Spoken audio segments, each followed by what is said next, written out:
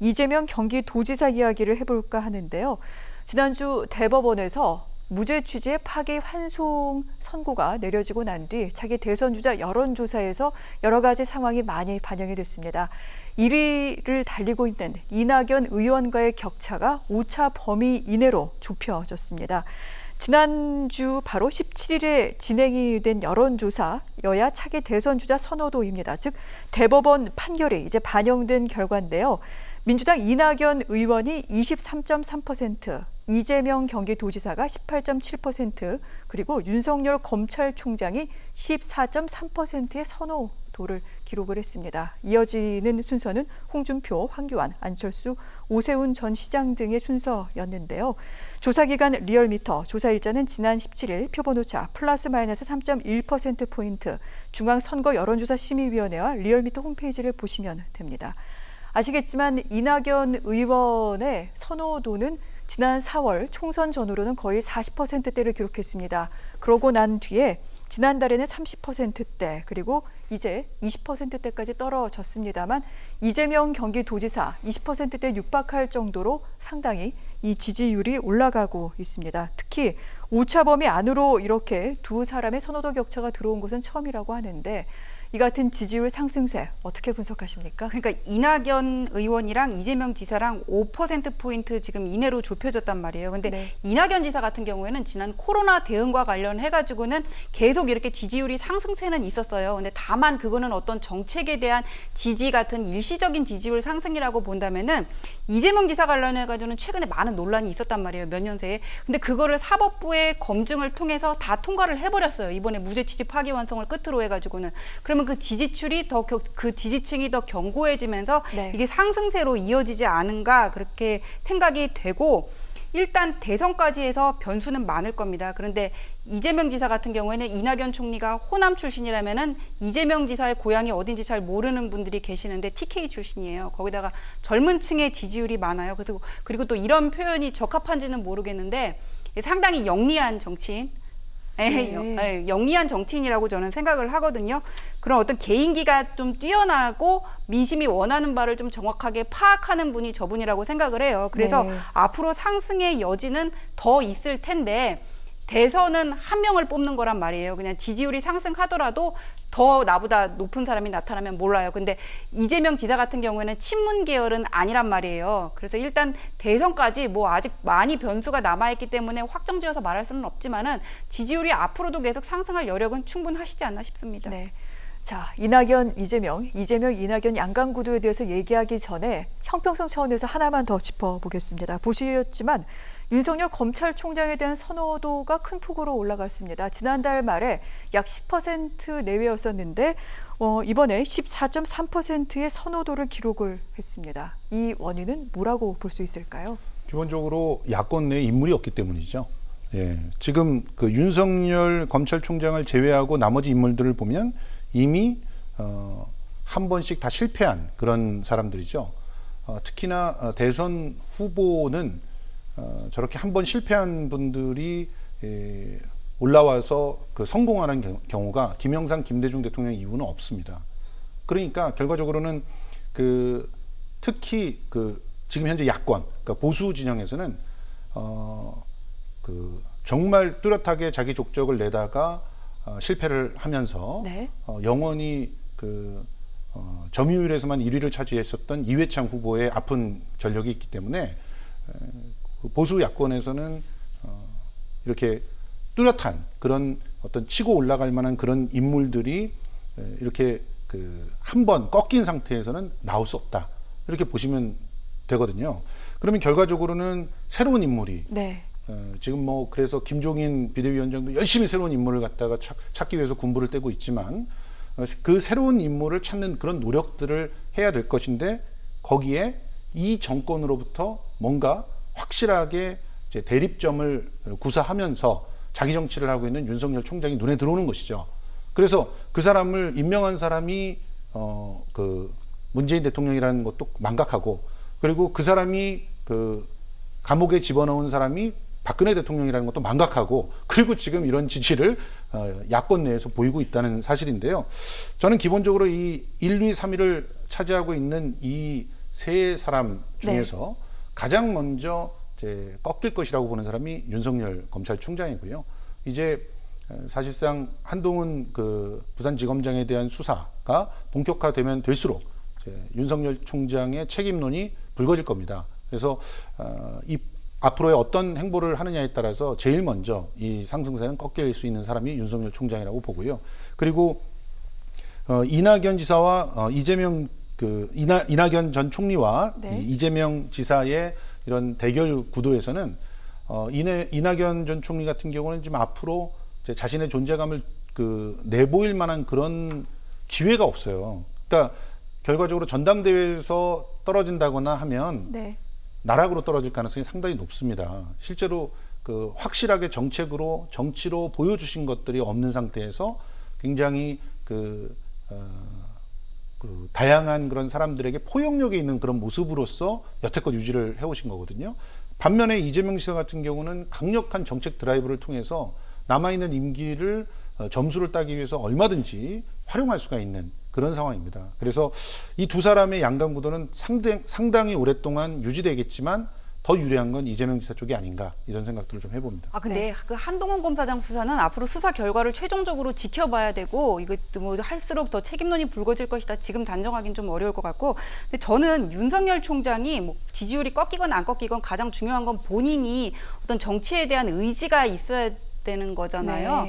근데 이분이 정치에 대한 의지가 있는지는 저 잘 몰라요. 개인적으로 모르는 분이에요. 근데 저번에 왜 그 검사 자문위에 검언유착 관련해서 검사 자문위에서 회부하는 것과 관련해가지고 추미애 장관하고 충돌하는 문제가 있었을 때 이거를 형성적 처분이라고 법무부 장관의 지위를 형성적 처분이라고 받아들이면서 쟁송을 통해서 다툴 수 없는 한 수용할 수밖에 없다, 뭐 그런 입장을 대검에서 내놨단 말이에요. 그때 만약에 이분이 대권에 대한 의지가 있었으면은 조직을 보호하기 위한 그런 말을 했을까? 그거는 조직을 보호하기 위한 거지 본인의 정치적인 행보와는 거리가 먼 입장이었다고 보거든요. 그래서 일단 본인 자체가 대권에 대한 의지가 있는지 거기에 대해서 저는 그건 아니지 않나 그런 생각이 들어요.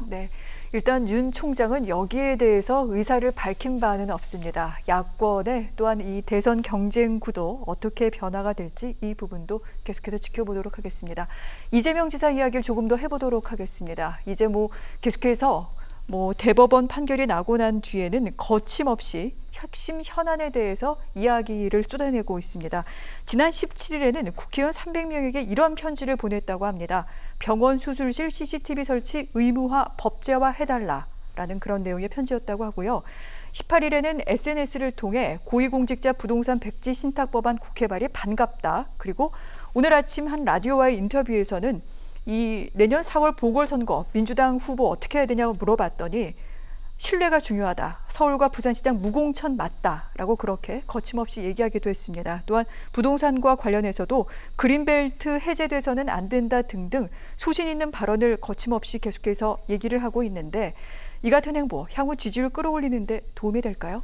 이재명 지사는 말보다 실천과 행동으로 보여주시는 것이 훨씬 더 유리합니다. 그러니까 지금 현재 상당히 SNS를 통해서 많은 소통을 하고 있는데 그런 많은 소통들이 때로는 공격당하는 어떤 꼬투리가 되기도 하거든요. 특히 이번에 여러 가지 얘기들 중에서 장사꾼도 신뢰가 중요하다, 서울 부산시장 무공천 맞다라고 하는 얘기는 실제 그 발언을 들여다보면은 무공천이 원칙적으로는 맞지만 지금 이 당연 당규에 있는 내용을 규정을 바꾸어서 새롭게 공천을 하려고 하면 국민들에게 먼저 의견을 구하는 게 맞다, 이 얘기였어요.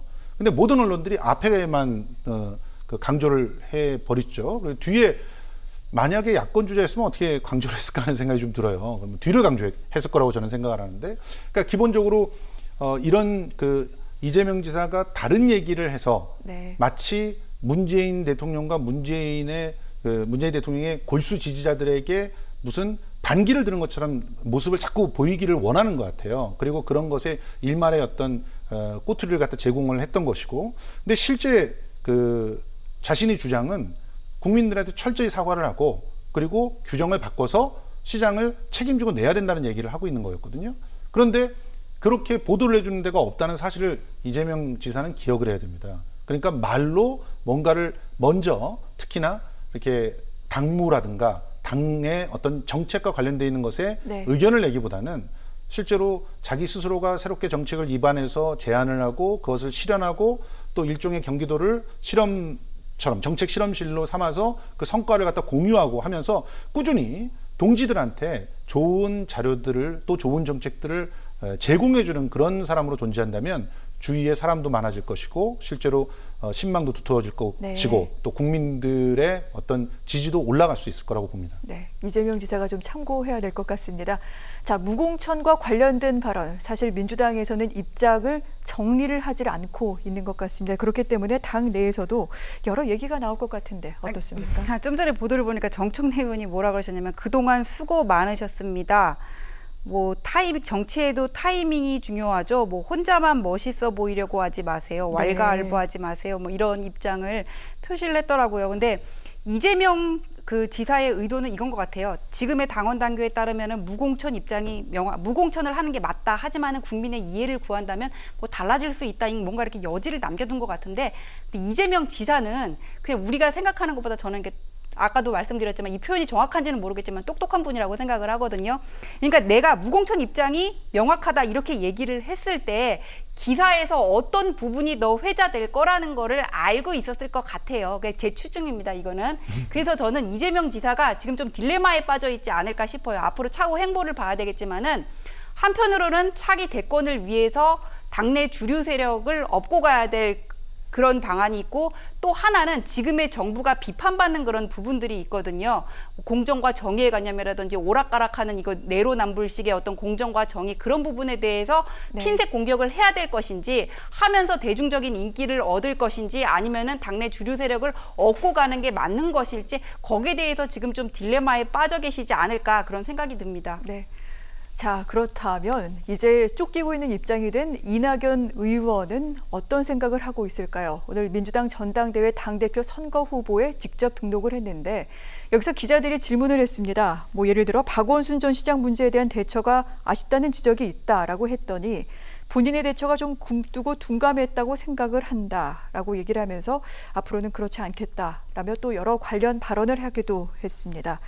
자, 변호사님, 사실 이재명 지사와 대척점에 있기도 합니다. 만약에 당대표 출마를 해서 이제 대표가 된다면 그렇다면 지지율에 또 어떤 영향을 미칠지도 관심을 모으고도 있는데요. 컨벤션 효과라는 게 있기 때문에 일단 전체적인 지지율은 상승세가 되겠죠. 하지만 좀 불안한 지지율이라고 봐요. 그게 왜냐하면 일단 이낙연 전 총리 같은 경우에도 당내 주류 세력은 아니고요. 그다음에 어떤 관리형 총리, 그러니까 국무총리 때는 대통령 프리미엄이 있기 때문에 뭐 지난번에 황교안 총리도 있었지만은 지지율이 상승할 수는 있지만은 정치인으로서의 자신을 보여주는 거는 또 다른 문제가 있거든요. 그리고 그 부족한 부분을 이재명 지사가 지금 정확하게 치고 있어요. 왜냐면 뭐라 그러셨냐면 엘리트 학교를 나오셨지만 나는 흑수저입니다 그랬거든요. 근데 엘리트 학교를 나온 사람이랑 흑수저를 나온 사람이랑 누가 더 매력적이에요. 그래서 앞으로 이낙연 의원 앞으로 당대표가 돼가지고는 야권의 그냥 공격을 받아내다가 그냥 허물어질지 아니면 거기서 정치인으로서의 면모를 보여줄지는 좀 더 지켜봐야 되겠습니다. 네. 김소수 평론가께서는 어떻게 보십니까? 기본적으로 지금 당대표에 도전하는 것이 독이 될 가능성이 높아요. 그러니까 지금 당장은 말씀하신 대로 컨벤션 효과를 이제 만들어낼 수 있고 그리고 또 자기 주변의 사람들을 갖다가 결집시킬 수가 있습니다. 그러니까 부족한 네트워크들을 채울 수는 있겠죠. 그렇지만 결정적인 것은 6개월을 남겨두고 당대표를 내려놔야 되는 거예요. 당은 그러면 대표가 없는 상태에서 대선을 치르러 가야 됩니다. 그러니까 이런 상황을 만든 것이 후에 독이 될지 득이 될지 아무도 모르는 상황이죠. 근데 대한민국의 드라마틱한 그런 정치 그 어떤 궤적들을 보면 대개는 사실 6개월 안에 모든 게 다 결정이 됩니다. 그러니 그 이전까지 벌어놨던 것은 한 번에 다 까먹을 수도 있는 상황이 될 수도 있다는 것이죠. 그리고 그 내려와서 자기가 당대표를 내려놓고 나서 6개월은 전부 방어를 하기 위한 그런 시간이 될 거예요. 그러면 대권 가도에 어떤 영향을 미치게 될지 지켜봐야 됩니다. 그때는 아무것도 없이 자신은 그저 후보에 불과합니다. 근데 상대방 같은 경우는 이재명 지사 같은 경우는 공직을 그만둘 때까지 자기가 치적을 계속 쌓을 수가 있거든요. 그 치적들은 전부 지지율로 바로 전환이 될 수가 있기 때문에 그러니까 결과적으로는 승부가 당대표를 내려놓은 다음에 벌어질 수도 있다는 거. 이게 굉장히 가슴 아픈 일이죠. 그러면 이제 결과적으로 이제 그 당대표를 이제 욕심을 낸다라고 하는 그런 인식으로 지금 그 가기가 쉽기 때문에 뭐 이제 박주민 의원이 어떻게 결정할지 모르겠지만 3자 구도가 되는 것이 오히려 이낙연 의원한테는 더 유리해질 수도 있다는 생각이 듭니다. 박주민 의원도 출마를 한다고 합니까? 고려하고 있습니다. 예. 네. 자, 내일 후보 등록이 민주당에서는 마감된다고 하니까요. 내일까지 지켜보고 난 뒤 더 깊이 있는 이야기를 나눠보는 시간 마련하도록 하겠습니다.